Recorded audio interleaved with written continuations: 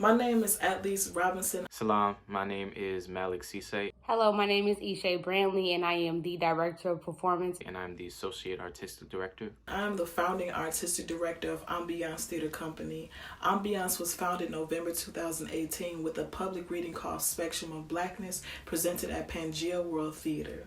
Since, Ambiance has produced 2 shows, my play Waiting in Vain in partnership with Augsburg University, And The Garden, a devised ensemble-based play directed by me, presented at the Playwright Center.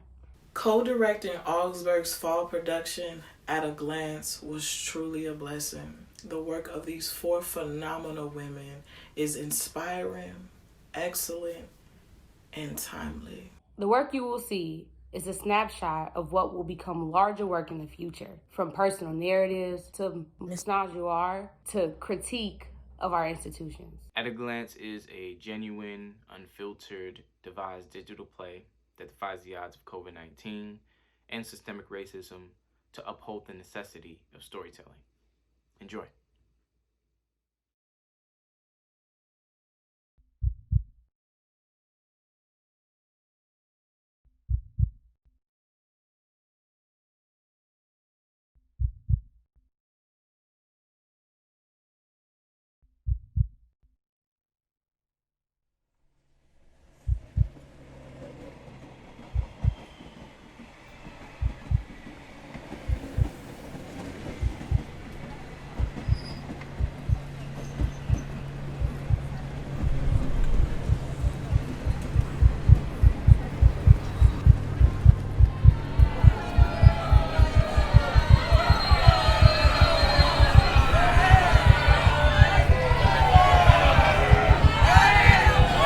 Everybody stop.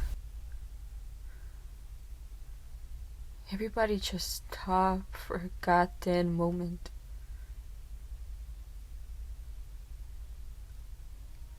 Can't you see they're stealing from us? Eventually, our sanity will be gone. We are suffocating on this malevolent place, and no one is noticing.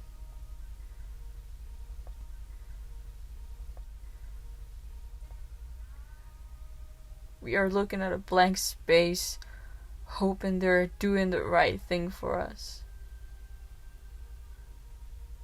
Wake up, people. They want us to conform, to fit on this white man mold. They don't want to see us create our own world. They want us drained, barely walking, barely thinking, barely acting.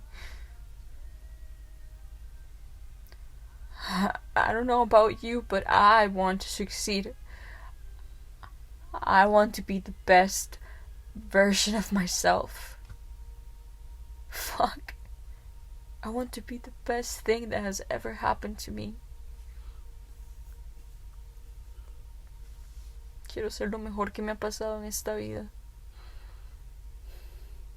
Ser mi propia luz. I don't know where to start, but I hope the desire to change is enough to get me there. No sé a dónde ir, pero dentro de mí vive el deseo de cambiar. This country has enough of us that drained with change. We are hungry for change. I'm tired of feeling like my voice don't matter, like there's a knot on my throat. Estoy cansada de sentir que mi voz no importa, como si tuviera un nudo en la garganta. I stay silent because I'm scared. I'm afraid of what could happen if I speak my mind. Tengo miedo de lo que pueda pasar si digo lo que pienso. But enough is enough. I need to be brave. I will be brave. We need to be brave. We will no longer feel intimidated. We will no longer feel threatened. Why are we here? Think about it. Of all places in the world, why are we here? We have to endure so much shit, and it's all in one place. And it's fine. We can take it. I can take it. Here, I am not only aware of my issues, I'm aware of everybody's issues. This place teaches me to look around and to see through people.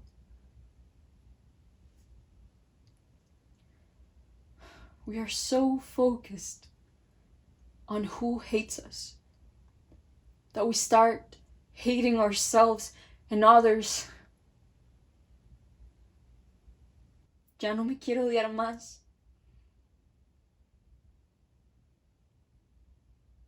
I say no today and I say no tomorrow. Put your hand in your heart and feel it. It's beating. It's your choice. Love. Amar? Yes, love. Don't let it escape your soul.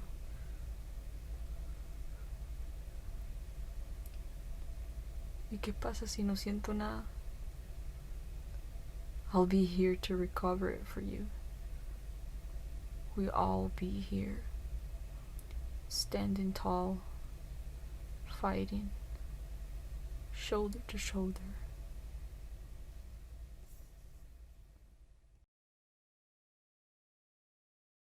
Controlled by the Communist Party. Opposition views are suppressed through controls on television, radio, and newspapers.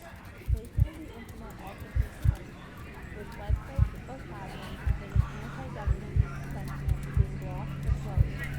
Public displays of anti-government feelings are also restricted. The most well-known of these is the United States Army testing of the pro-democracy demonstration over 1,000 people were killed during the violence. Strong enough. I would like to be able to hit pause. I need everything around me to stop moving and stop going, so I finally have a moment to myself to breathe. I don't think I've been breathing. Not solid, real, deep breaths. I've been taking in just enough oxygen so that I can keep pushing forward, but I haven't been breathing. I can see it in the bags under my eyes and the shuffling of my feet. I don't have a choice but to keep going because the world around me isn't stopping. I push and I push and I push, and at the end of the day, I don't think there's anything of me left behind for myself. Maybe the reason there's nothing left behind is because you don't have enough to give in the first place.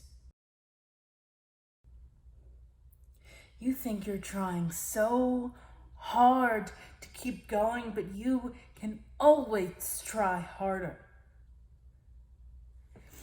You know, it seems to me like you're on the verge of giving up.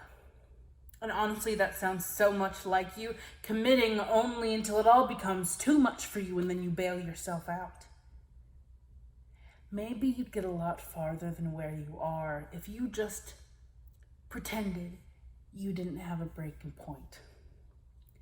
Be strong enough so that you won't break. I'm trying.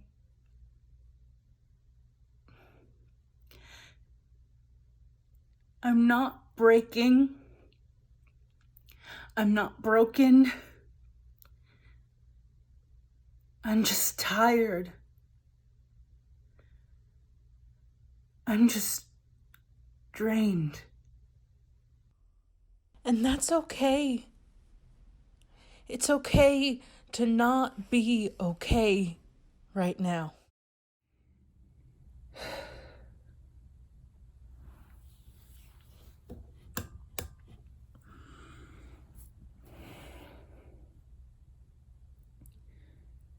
I often have dreams where I scream and nobody listens.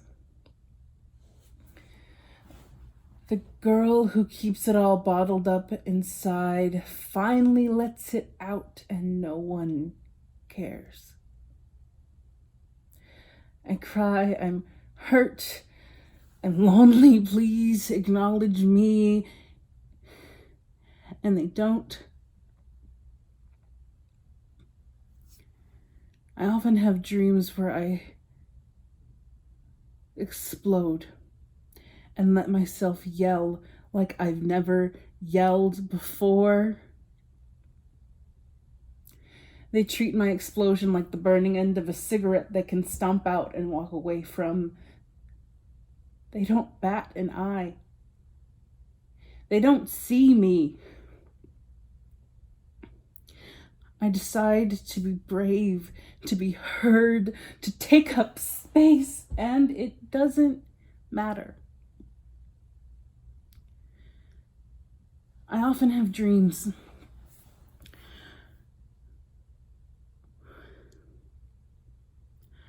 I often have dreams where I finally let myself have a voice.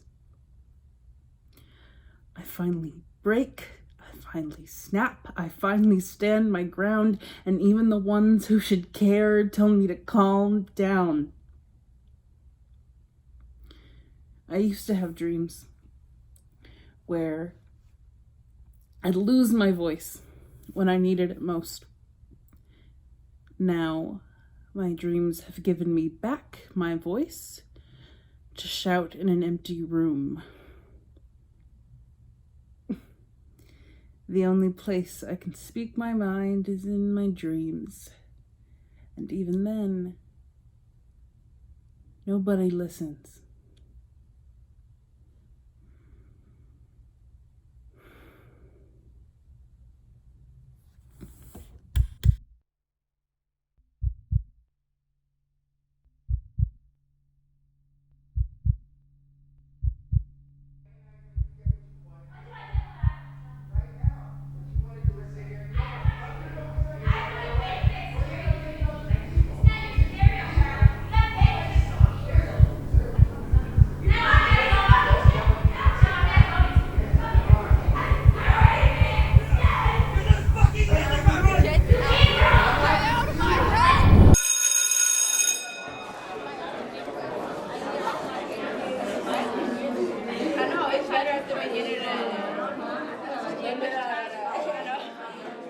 Mr. Dawson, can I talk to you? I know you, and I know you like joking around with us and acting all tough on us or whatever, but I don't think you see how damaging some of the things you say actually are. Like, when you dismiss everything we tell you or start lecturing us the second we voice our feelings about the workload, it feels so invalidating. The constant little speeches you give us about discipline and how we don't put enough effort in, it's frustrating because you act like we're not trying, but we are. We're trying, but you just make us feel guilty or snobby for feeling overwhelmed. And you don't know us well enough to tell us how to feel. You're always telling us we're just kids, right? How hard can our lives possibly be? You say we don't have to pay rent, we don't have to worry about bills. All we gotta do is show up to school. You all love to remind us how little we have to complain about. But you don't know the first damn thing about us. The things I've seen my peers go through, you couldn't begin to imagine. You don't know these people outside of your classroom. You think our lives stop the second we leave this building. You think all teenagers, we go home and we goof off and play video games or whatever it is you think we do. But Mr. Dawson, some of my classmates don't have homes to go home to. Most of my friends go straight to work after leaving here. There are students here who provide for their entire families. They go home to take care of little siblings, or they go home to sick parents, or they do everything they can to avoid going home. So do you know how infuriating it is to hear you dismiss everything we share? About us feeling overwhelmed, about us being burnt out, when instead of trying to hear us out, you just pile more things on top of us. And we're just supposed to take it. We go home and we're just supposed to take it. You speak up, you're disrespectful. You make your own decisions, you're rebellious. We come here and it's just more adults to tell us how to feel. More adults to control us. Suck it up. That's what you tell us. It's easy. It's just a persuasive essay. Here, that's what you don't see. It's just a persuasive essay here, but it's 5 chapters due over there, and a research paper over there, and a lab presentation the next, and my mom won't look me in the eyes, and my dad hasn't been home in 5 days.